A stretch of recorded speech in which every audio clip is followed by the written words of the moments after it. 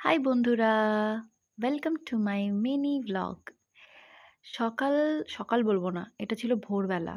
ভোরবেলা 4:30 সময় যখন আরতি শেষ হয়েছে, তো আমরা তখন ভগবান দর্শন করার জন্য একটু দাঁড়িয়েছিলাম।